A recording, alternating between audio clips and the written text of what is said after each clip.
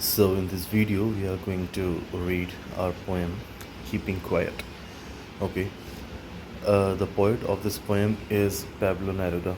Pablo Neruda जो है वो 1904 में पैदा हुए थे और 1973 में उनका निधन हो गया था. He was born in 1904 and he died in 1973. He was the famous Chilean poet and diplomat, है ना. साउथ अमेरिकन कंट्री है एक जिसको कि चिलियन बोला जाता है, वहाँ के पोएट, डिप्लोमेट एंड पॉलिटिशियन थे. He won the Nobel prize for literature. उन्होंने लिटरेचर के लिए जो है वो नोबल प्राइज़ जीता था, हासिल किया था इन द ईयर 1970 पर. ठीक है, याद के लिए इसको अंडरलाइन कर लें, लिख कर रख लें. 1971 में उनको ये प्राइज़ मिला था. He wrote in Greek ink which was his personal symbol for desire. वो ग्रीक इंक से लिखा करते थे जो कि उनकी एक पर्सनल सिंबल और उनकी इच्छा हुआ करती थी, उनकी उम्मीद हुआ करती थी. His writings are simple. उनकी जो लिखावट है, जो कि उन्होंने लिखा है, वो बड़ा सिंपल है. Wherein lies their beauty, है ना, जहाँ पर कि जिसमें उनके कामों में, उनकी पोएम्स में जो है खूबसूरती हमें देखने को मिलती है. और ये जो पोएम है keeping quiet is originally written in Spanish. इसको ओरिजिनली जो है वो स्पेनिश में लिखा गया है. अब पोएम का इंट्रोडक्शन देख लेते हैं और देखते हैं पोएम में हमें क्या बताया. The poem keeping quiet written by Pablo Neruda discusses the need of maintaining peace and silence. ठीक है, ये जो पोएम है कीपिंग क्वाइट जो कि लिखी है पैब्लो नेरूडा ने, इसमें पैब्लो नेरूडा डिस्कस करते हैं पीस और साइलेंस को मेंटेन करने के लिए कि कितना ज़रूरी है पीस और साइलेंस को मेंटेन करना. He stresses upon being quiet and harmless to the human beings, animals and environment. और वो स्ट्रेस देते हैं, इस बात पे ज़ोर देते हैं कि कितना खामोश रहना, चुप रहना, है ना, और स्टिल रहना और हार्मलेस रहना, है ना, बिना नुकसान पहुंचाए ज़िंदगी जीना इंसानों को, जानवरों को और एनवायरनमेंट को कितना ज़रूरी है. ठीक है. He suggest that in order to maintain peace and harmony it is required to stop and introspect ourselves. ठीक है, तो वो इस बात को सजेस्ट करते हैं कि अगर हम पीस और हारमोनी मेंटेन करके रखना चाहते हैं तो ज़रूरी है कि हमें जो है एक दूसरे को इंट्रोस्पेक्ट करना बंद करना पड़ेगा. तो अब पोएम में पढ़ के देखते हैं डायरेक्ट स्टैंजा कि हमें स्टैंजा वाइज इसमें पोएम पोएट किस तरह से पोएम पे लिखा है. तो लिखा है, now we will count to 12. Poet कह रहे हैं कि अब हम 12 तक गिनेंगे. And we will all keep still. और हम कैसे रहेंगे, सब लोग स्टिल हो जाएंगे, यानी कि खामोश हो जाएंगे, चुप हो जाएंगे. ठीक है. स्टिल का मतलब होता है एक ऐसी स्टेट जिसमें कि बिल्कुल भी हिला डुला नहीं जाता है. ठीक है. अनमूवेबल हम बोल सकते हैं. ठीक है. स्टिल का मतलब हो सकता है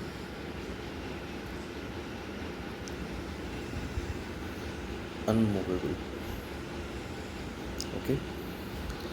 स्टिल का मतलब हो सकता है अनमूवेबल.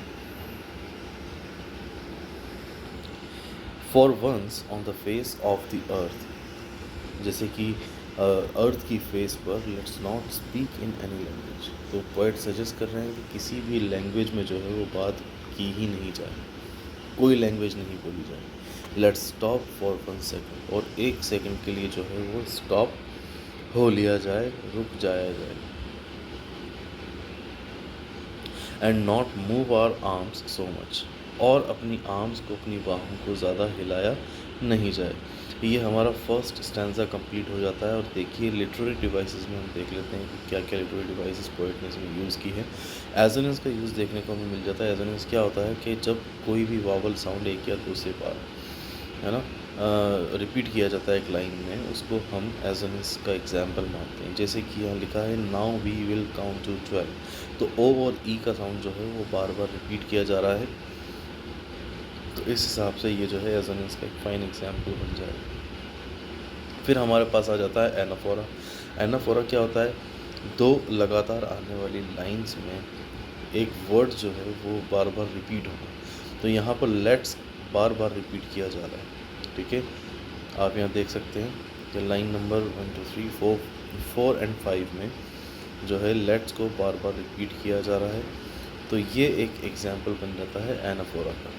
फिर आ जाता है हमारे पास एलिट्रेशन। एलिट्रेशन क्या होता है? जब भी कोई भी कॉन्सोनेंट साउंड एक से ज़्यादा बार रिपीट किया जाता है क्लोजली, यानी कि आसपास चिपके हुए आसपास के वर्ड्स में एक से ज़्यादा बार जो साउंड रिपीट किया जाता है कॉन्सोनेंट का, उसको हम एलिट्रेशन बोलते हैं। जैसे वी विल, इसमें डब्ल्यू का साउंड जो है वो 2 बार आ रहा है, ठीक है, तो 2 टाइम्स इसमें रिपीट किया गया है we will.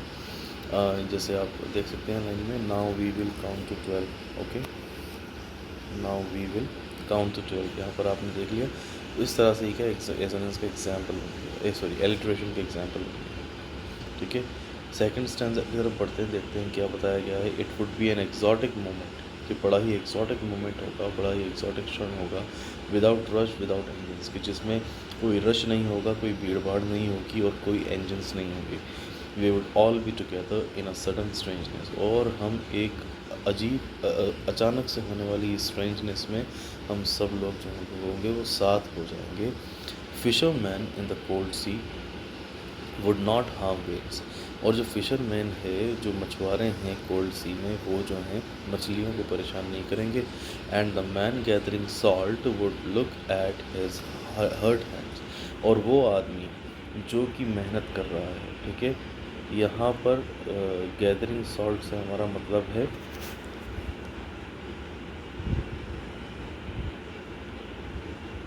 Working hard, okay.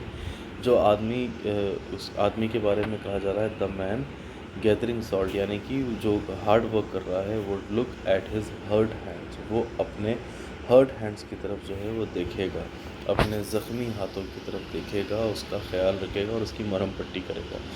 यहाँ पर फिर देख लेते हैं सेकंड स्टैंजा में हमें क्या लिटरेरी डिवाइसेस देखने को मिलते हैं। एलिट्रेशन देखने को मिल जाता है हमें वी वुड में, यानी कि डब्ल्यू का साउंड फिर से रिपीट हो रहा है वी वुड में, और सडन स्ट्रेंजनेस में एस का साउंड 2 बार रिपीट किया जा रहा है।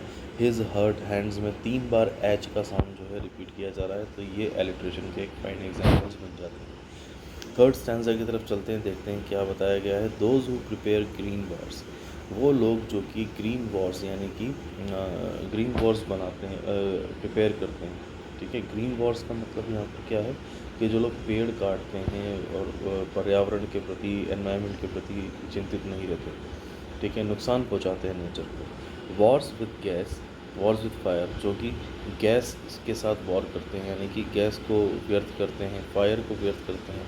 विक्ट्री विद नो सर्वाइवर्स, तो वो एक ऐसी जीत के पीछे भाग रहे हैं जिसमें कि कोई सर्वाइवर ही नहीं बचेगा, यानी कि अगर ये सब चलता रहा, ये सब वॉर्स वो करते रहे, यानी कि ये सब एक्टिविटीज़ अगर वो करते रहे, तो कोई सर्वाइवर नहीं बचेगा, क्योंकि ज़िंदगी जो है नेचर में इंसान की, वो किससे है? वो नेचर ही से है। अगर हम नेचर को ही ख़त्म कर देंगे तो हम भी ख़त्म हो जाएंगे। तो जब कोई सर्वाइवर बचेगा ही नहीं, तो फिर वो विक्ट्री किस काम की? Would put on clean clothes, फिर क्या होगा? क्लीन क्लोथ्स पहने जाएंगे and walk about with their brothers in the shade doing nothing, और क्या करेंगे हम? बजाय नेचर को नुकसान पहुंचाने के लिए हम अपने भाइयों के साथ चलेंगे परछाइयों में, शेड में, डूइंग नथिंग, और कुछ नहीं करेंगे। What I want should not be confused with total inactivity, जो मैं चाहता हूँ उसमें कन्फ्यूजन वाली कोई बात नहीं रहनी चाहिए विद टोटल इनएक्टिविटी। हम ऐसा नहीं है कि कुछ बिल्कुल इनएक्टिव ही हो जाएंगे, ठीक है। वो बोल रहा है कि कन्फ्यूज़ ही नहीं होना, ठीक है, मतलब कोई काम नहीं करना। तो बोल रहा है I want should not be confused with total inactivity, ठीक है। तो आप टोटल इनएक्टिविटी से जो है वो कन्फ्यूज ना हो, है ना। पोएट बिल्कुल क्लियर है इस बारे में कि उसको बिल्कुल भी कोई भी एक्टिविटी नहीं चाहिए। Life is what it is about, life तो किस बारे में? I want no truck with death, ठीक है। I want no truck with death का मतलब है कि मुझे मौत से कोई समझौता नहीं करना, ठीक है, यानी कि वो मौत के बीच में अड़चन नहीं बनना चाहता, यानी कि वो नेचुरल लाइफ जीना चाहता है और नेचुरल तरीके से ही मरना चाहता है। फिर यहाँ देखते हैं लिटरेरी डिवाइसेस।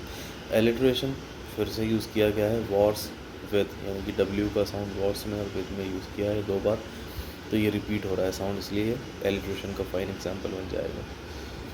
ग्रीन क्लोथ्स, यानी कि सी का साउंड बार बार रिपीट हो रहा है, का साउंड रिपीट हो रहा है, तो ये भी एलिट्रेशन बन जाता है। एज एन एस हमें वॉवल वर्ड का जो ओ है, वॉवल उसका यूज़ हमें इस लाइन में देखने को मिल जाता है, विक्ट्री विद नो सर्वाइवर्स। तो ओ का साउंड जो है बार बार रिपीट हो रहा है।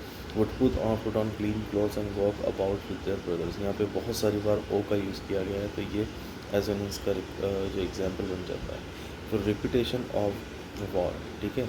अब वॉर वर्ड जो है इस स्टैंजा में 2-3 बार रिपीट किया गया, ठीक है। तो ये रिपीटेशन भी इसमें आ गया। फोर्थ स्टैंजा में पोएट क्या कहता है, if we were not so single minded about keeping our lives moving. अगर हम सिंगल माइंडेड नहीं होते, इतने ज़्यादा सिंगल माइंडेड नहीं होते अपनी लाइफ को चलाने में, and for once could perhaps a huge silence might interrupt this sadness of never understanding ourselves and of threatening ourselves with death, ठीक है। तो हम कभी भी नहीं पाते कि हमें इतना बड़ा साइलेंस जो है बनाना पड़ता, और ये साइलेंस जो है इंटरप्ट कर देता है इस उदासी को, of never understanding ourselves, कि हम आज तक अपने आप को खुद को कभी समझ ही नहीं पाए, and of threatening ourselves with death, कि हम लोग अब खुद को धमका रहे हैं, खुद को चेतावनी दे रहे हैं मौत की, ठीक है। यानी कि हम नेचर को इतना ज़्यादा नुकसान पहुंचा चुके हैं, और अब हम उस पर जो है दुख जता रहे हैं, और उसके लिए इतना साइलेंस, इतना ज़्यादा इनएक्टिविटी प्रोसेस कर रहे हैं, ठीक है। फिर से लिटरेरी डिवाइसेस इस स्टैंजा में, फोर्थ स्टैंजा में हमें क्या देखने को मिलता है, एलिट्रेशन। एलिट्रेशन में वी वर सो सिंगल, यानी कि डब्ल्यू और एस का साउंड रिपीट किया जा रहा है, माइंडेड। फिर हमें एंजॉयमेंट देखने को मिल रहा है। एंजॉयमेंट क्या होता है, and for once could perhaps a huge silence of threatening ourselves with death, ठीक है। तो ये एंजॉयमेंट का एक फाइन एग्जांपल हमें देखने को मिल जाता है।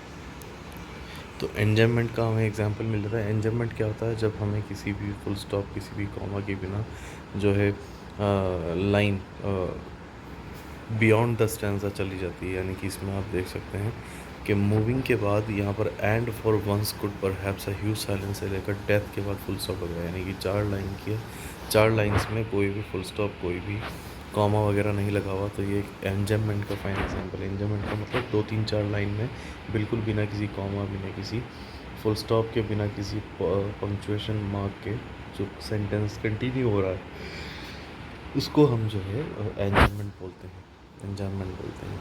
फिर फिफ्थ स्टेंजा में बोलता है, perhaps the earth can teach us, कि शायद के अर्थ हमें सिखा दे, as when everything seems dead, के कब जब इस जो सारी चीज़ें हैं ऐसा लगता है कि वो डेड हो चुकी हैं, and later proves to be alive, और फिर ऐसा लगता है कि बाद में वो जीवित हो गई हैं। Now I will count up to 12, है ना।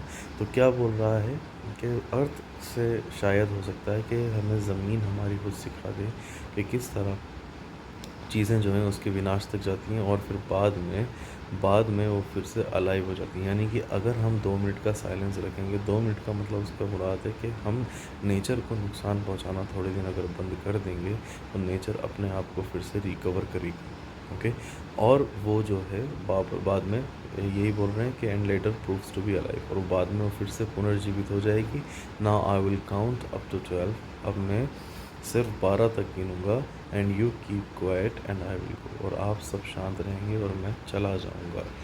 ये थी आपकी keeping quiet poem, and I hope that you must have learn the exam explanation of that. ये जो नोट्स हैं ये मैं आपको वीडियो में शेयर कर दूँगा, ठीक। ये क्वेश्चन आंसर इसके आप करके मुझे चेक करवा देने हैं, ताकि पता लग जाएगा कि आपको कितनी अच्छी तरह से पोएम समझ में आई है, और कितना कितनी अच्छी तरह से जो है कॉम्प्रीहेंशन आपका मजबूत हो पाया है। चलिए, see you in the next video. Till then take care and bye bye.